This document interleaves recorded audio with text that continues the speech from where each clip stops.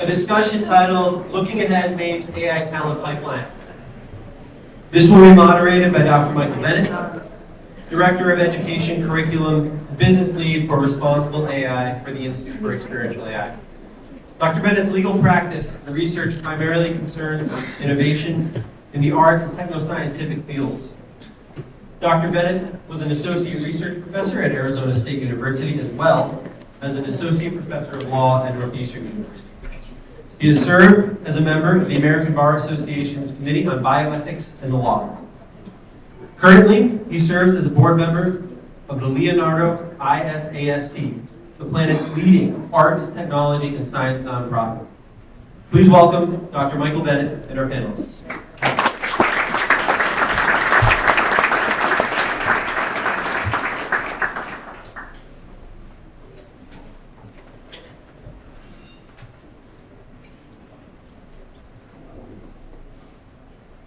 I've got a green light now. How's that? Thanks so much, Vlosh, dear colleague and friend, and thanks to Team Roux for pulling all of this together. And greetings to all of you that are yet to meet out here with a lovely crowd, high energy. Hopefully that carries on to our panel as well. It's a fine honor of mine today to be here with this great luminary set of figures on the panel.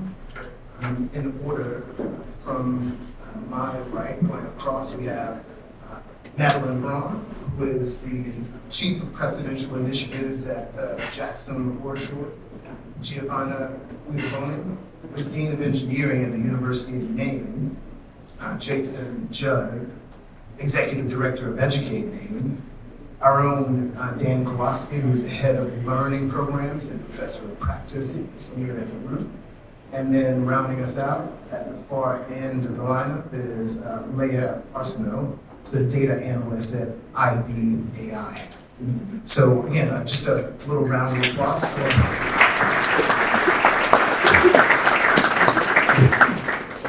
So we'll try to, we'll see how this works. We'll try to limit our responses to about 3 minutes per panelist, because they're answering the questions that I lay out for them.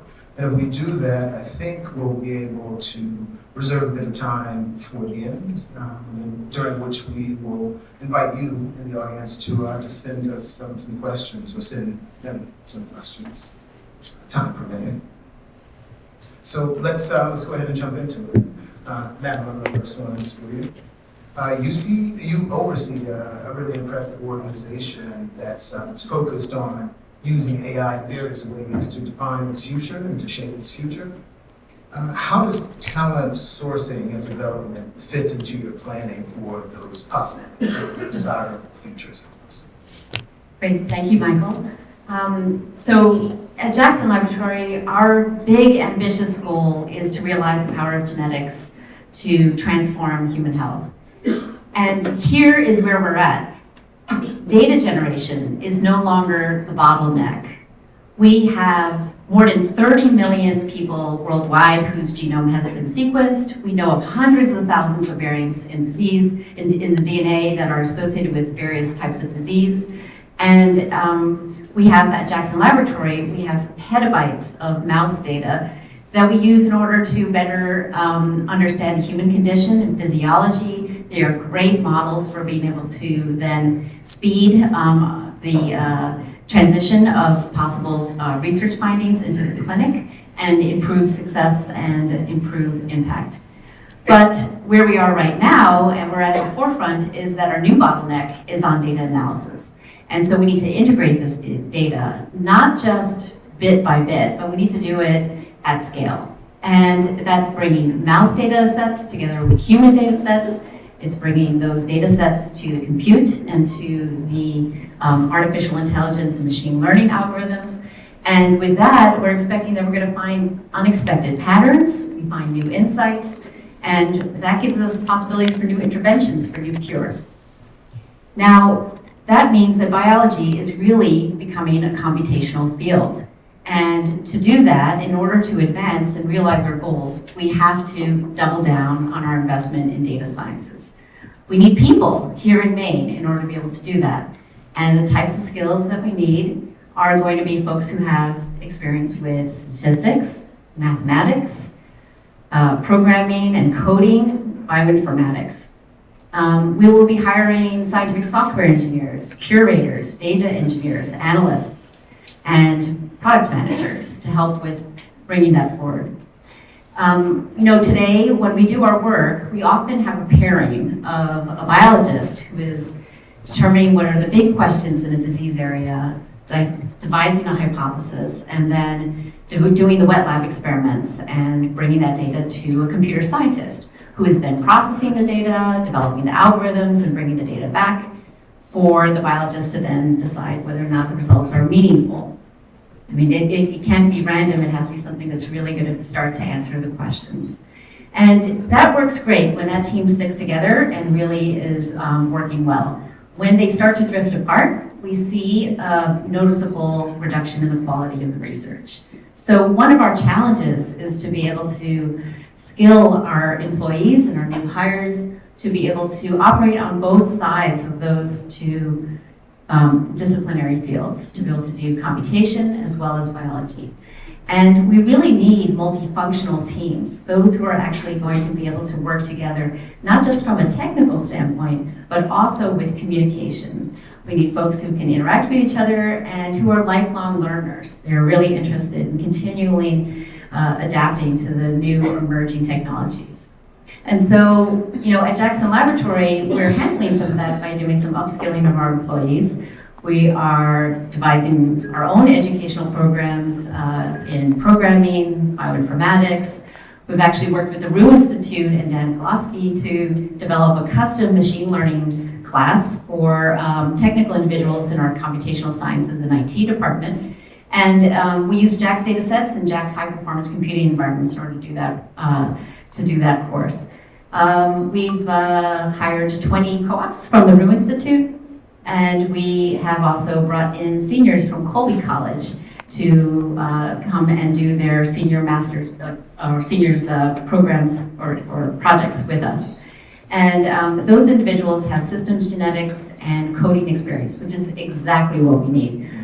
But the reality is that it's not enough. We need a much bigger talent pipeline, and we need a diverse talent pipeline in order to be able to realize our vision and make a true game-changing impact on human health.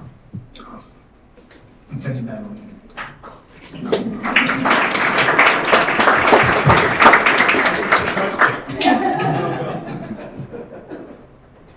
Don't drop the mic yet. Giovanna, welcome. You are in a singular position on the panel here. You're a dean, an engineering dean, an engineering school dean. And I think that means that you are, as a result, therefore, perfectly positioned, right, to talk to us about the factors that play into whether a learner succeeds or not. And so what qualities would you say are necessary for success as a practitioner in contemporary data ecosystems? It's difficult to go after Madeleine. So, and you see, I cheated a little bit. I asked the same question to the previous panel. And so I build on their answer. One was critical thinking. And in order for that to happen, it is very important that we provide education that is of high quality, that our graduates have solid technical skills, which means that they are aware of the limitations that the methods have, the range of applicability, so that our graduates do not misuse techniques or methods. So there is no magic wand in any possible AI or software or whatever. Every piece of technology has advantages, disadvantages, and they are optimal, and we can trust the results when they are used as they are supposed to be used, when the assumptions behind are met. So critical thinking is important. But all the other answers were about communication, collaboration, business awareness. And actually, this is what I wanted to bring up in my answer with two examples specific to my experience. So the first one is about my research lab. So we actually work on, and also my activity as a consultant, about designing sensors for non-invasive monitoring of cardiovascular and pulmonary function, especially for elderly individuals, so that you can put these sensors, in the mattress or in the armchair and not bother. When I was beginning this project, which I did not begin, I just jumped in, I was thinking of my grandma, which is pretty grumpy. And if you don't mess with her if you don't need to, And so it is kind of, okay, so first of all, the critical thinking and the solid technical skills need to go in making sure that the signals that come out from the sensors and how they are analyzed raise a warning, for example, or an alert if there is indeed something that needs to be overseen. Like it is not just because she turns on the bed or because, so that is where the science is. But then how do you communicate that there is a problem to my grandma or to the nursing staff so how do you communicate that? And so we really need to partner across disciplines so that, for example, our data scientists are able to explain what certain things or changes in the signals or the change in the projection of the feature space, whatever, means for example, cardiovascular health or that particular monitoring. And the second thing is, I studied engineering and then mathematics, and then I was kind of very now understood as old school modeling based on the principle of physics and differential equations. And so for family reasons, we moved from Strasbourg to Missouri, and the only money were in data science. And so I became a data scientist.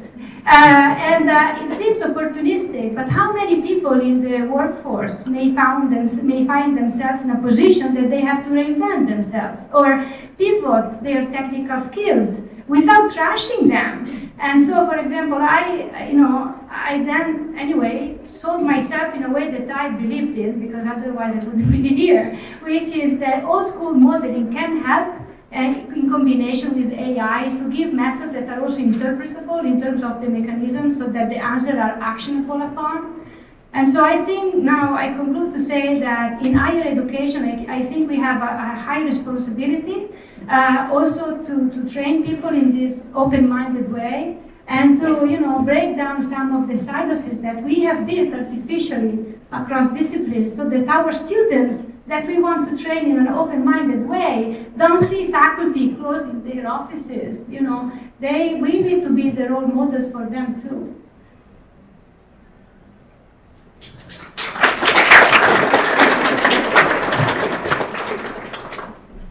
Jason, I'm well primed to talk to you. I just, within the last 10 days or so, I've spent a couple of hours with a bunch of third graders talking about the intersection between art and geometry, and I know that you spend a lot of time at least thinking about those primary age students. And so I wonder if we could build a bit on what we just heard from Madeleine and Giovanna, what they were saying about the qualities that come into play if we're talking about not only introducing these complex topics, but doing everything we can as educators, either formally or informally, to ensure the progress and the maturation of the learners.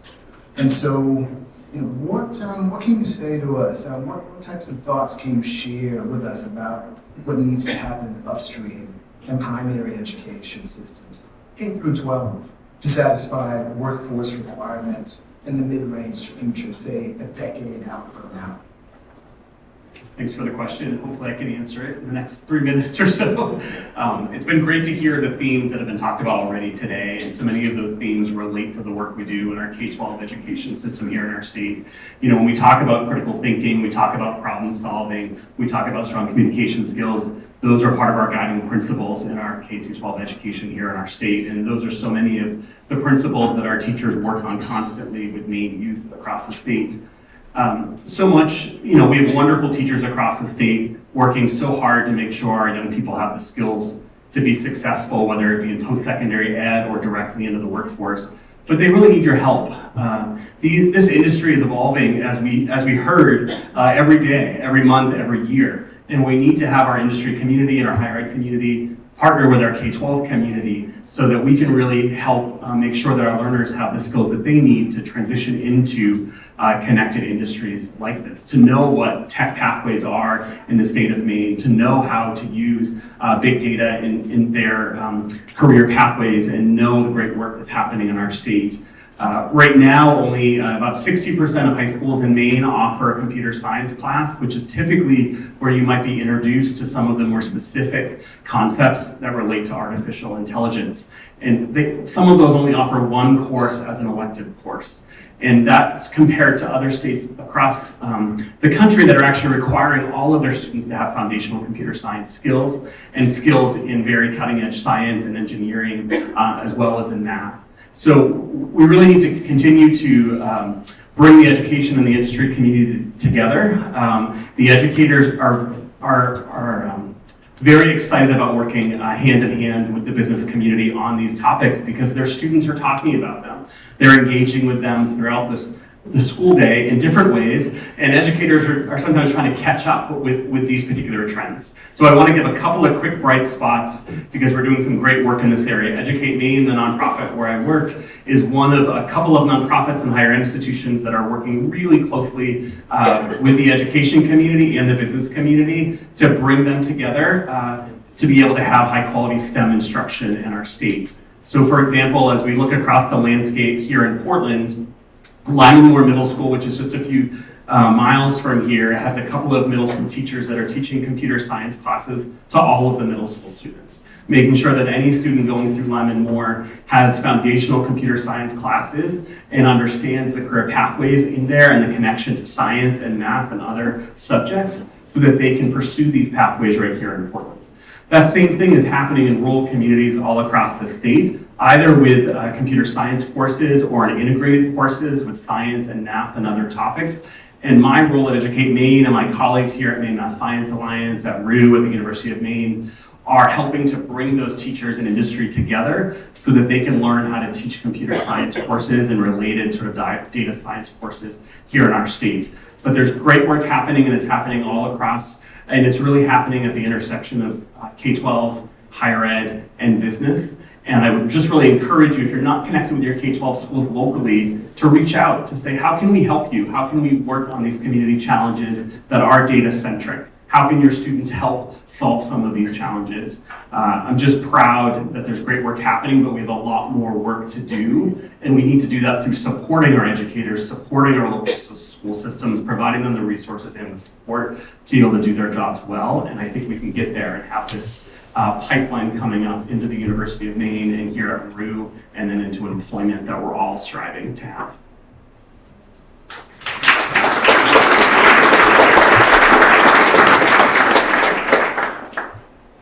Dan, let's time travel back closer to this moment, right? Let's think a little bit about what needs to happen today and in the very near future, say 1 to 2 years out, to increase and enrich available talent. Sure. If we think about what's going on right now, we have this very exciting technical discontinuity in the data economy and the AI economy, and that's really, really interesting and exciting to be a part of. We had another one of those in ancient history 30 years ago with the rise of this newfangled thing called the internet. And when the internet happened, at the beginning, a small number of practitioners did a lot of work, and that was really exciting, but it didn't start to change business, and it didn't start to change all of our lives until far more people in organizations and society got involved in the internet. Not just when the webmaster decided, hey, we could do something really cool on the internet, but when the sales manager at a company decided we could use the internet. And so when we think about the types of talent that we can bring to bear to do something in the AI economy, we need a whole spectrum of practitioners all over organizations to be able to work with this set of new technology. That includes tip of the spear practitioners, data scientists and artificial intelligence engineers and data engineers. That's really important. We need a lot of those folks. We don't have enough. We also, though, need data literate sales managers, marketing managers, supply chain managers, executives, people who understand how to work in this economy, and we need them now. Because the decisions that we all make as businesses are going to have very meaningful downstream implications on society in our use of artificial intelligence. So what that means is that we need a variety of programs in the higher education space to enable a much bigger tent of folks directly participating in the different aspects of this economy. That includes things like degrees, and when people take time away from their career, come to school and do deep study. But it also really includes non-degree work, working with learning in the scope of work. You heard all of our panelists earlier talk about how we're working with them to try to upskill their workforces today. We want to build the workforce of tomorrow in K through 12, but we also need to help people today interact, and that's really learning in the flow of work. So whether we think about innovations in the degree space, where we service a wide variety of practitioner types across that spectrum, or degree and non-degree opportunities for higher education to be involved, we think that's where we can really help build a much broader base of talent to really actually unlock the value, just like happened in the second 10 years of the internet.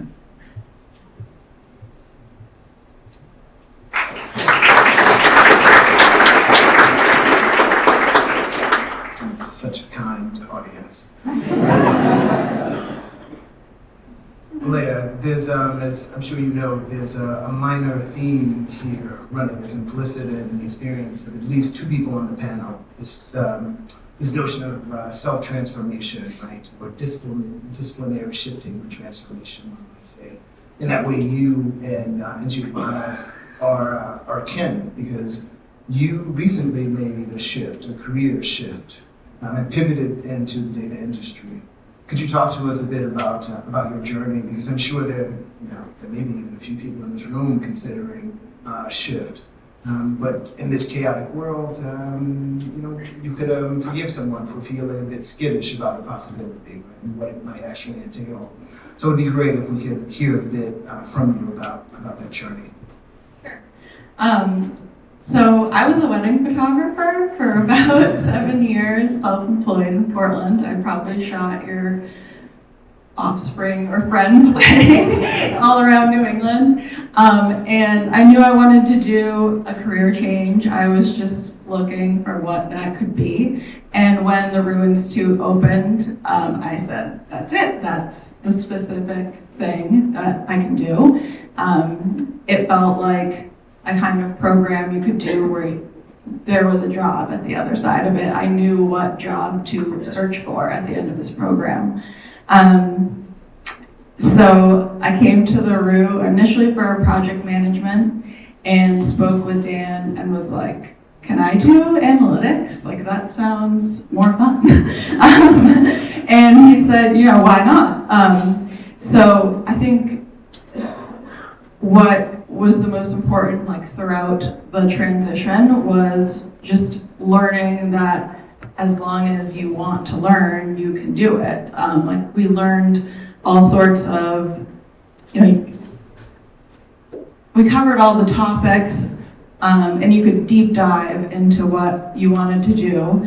And through the experiential learning program, we got to work with real companies in the area and hear what their problems were, and then take that back as a class and figure out how to help them with their problems. And that's essentially what my job is now. So I work at an agency that's based in Los Angeles. They specialize in NLP, and on a daily basis, I'm just talking to stakeholders who have questions. They don't necessarily know what the answer is or how they're going to get it, but we collect the data, we find insights that hopefully help them make better decisions. And that was like the whole theme of the program, was just ask questions, figure it out. And that's my most valuable advice I can try to give someone if they want to switch a career into this. Like, it seems really foreign, but I'm really glad this critical thinking thread has come up, because as long as you think of yourself as that and can, just believe that you can critical think and figure it out, that's what this field is good for.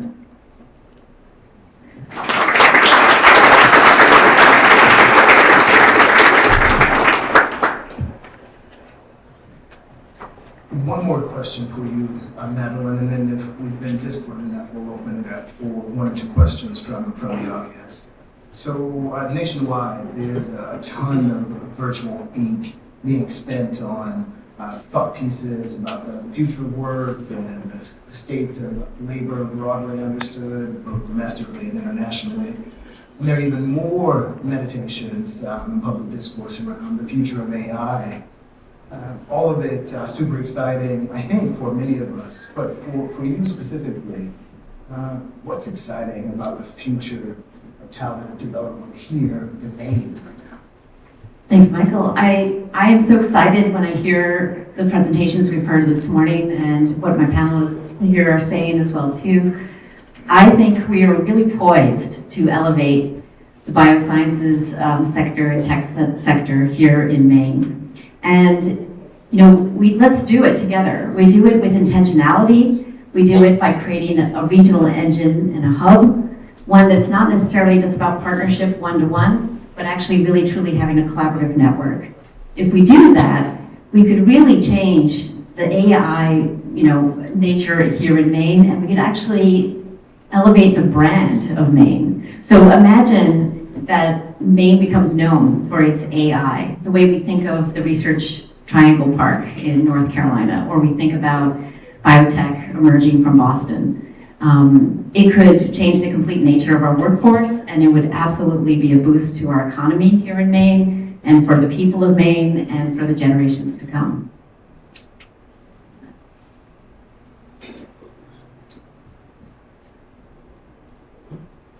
So it looks like our taskmaster is saying that we have time for one, two, 12 questions.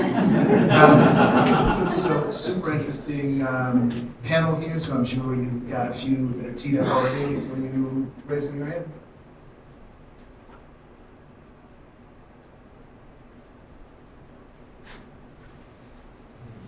Hi, thank you all for being here. This is maybe a non-specific question, but I'm sorry, I forgot the gentleman's name in the center.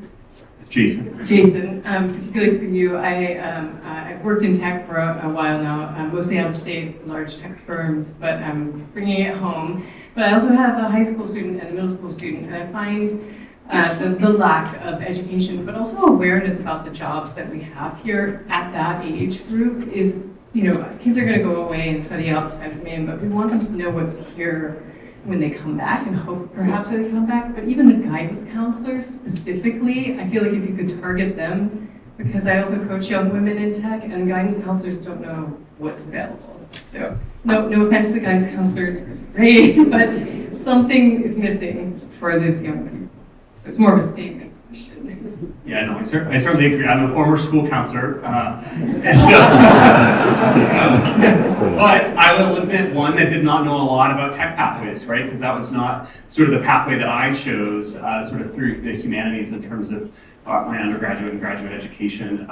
So I do think it's all about partnership. We need to bring our business community, our higher ed community, and our K-12 schools and the staff at each of those together to learn about the industries here in Maine, the robust opportunities. We're losing too many young people outside of our state because our young people don't believe there are opportunities here for them for high-paying wages, great social opportunities, et cetera, and we just need to change that narrative, and we need to continue to be more inclusive from folks who choose to move here as well. So I think it's all about, locally how you might be able, from the business sense, get involved with your local schools to have conversations with those guidance counselors, with those educators. Is there an opportunity to come in and do, a week of computer science education in December and do some coding? Is there a way to partner with a teacher to bring in some different folks from different tech occupations to talk more to the young people? It doesn't have to be big and complicated.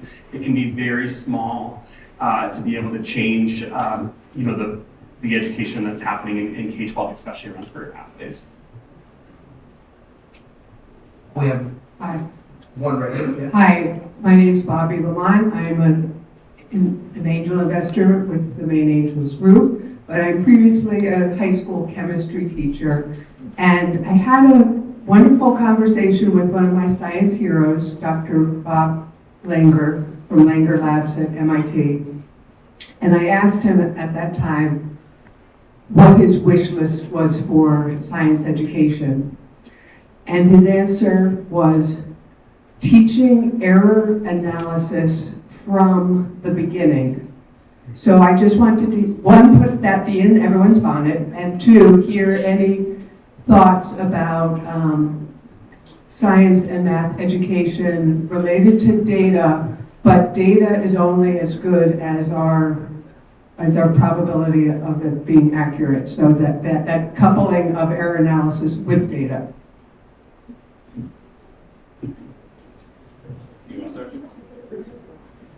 So at the higher education space, the conversations around data quality in our class environments are ever present and omnipresent, and that's why whenever our students will come work in our classrooms, they're going to be using real data, messy data, problematic data from day one. But I think your question is more about how we do that earlier. And what I would say is something at the Roux that's been going on is we're working with the Northeastern Corey College of Computer Science on our graduate certificate in inclusive computer education. And part of that effort is to figure out how we adapt those critical thinking and similar skills-based exercises for variety of student types farther earlier. You can have conversations like that in kindergarten, depending on if you set up the environment where those conversations naturally happen in a language that a kindergartner can understand,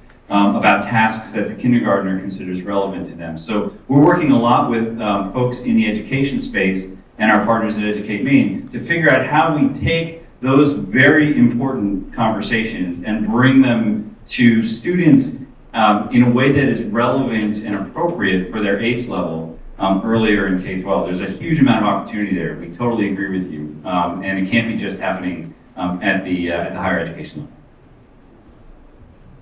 So I totally agree to the point that also I developed a mathematical modeling course for STEM educators to help them envision some projects or some examples that they could use in the classroom. One thing, I may be provocative, I don't know, but when, like from the beginning, in the very first classes of math from, I don't know, K on, it is like, did you get the right answer? There is always a right answer. You are, so you're saying, I mean, either you're right or wrong, you know, but if you're right, you're right. That almost never happens. And so, I mean, putting that sense of blurriness. So yes, there is rigor in the operations that we define, but the numbers, it depends where they're coming from. So let us question the numbers also. And I think that can happen from very early. But without, so I would say it is important to maintain, so there is rigor and there is exactness in certain things, like the operation of addition. So these things, you can make sure that you are doing them right. But again, putting that seed that we should not trust the numbers always regardless. And this can be done from very early. So sorry, I know there's some other hands out here, but Mr. Time is saying that that's a wrap for us. So let's thank the panel.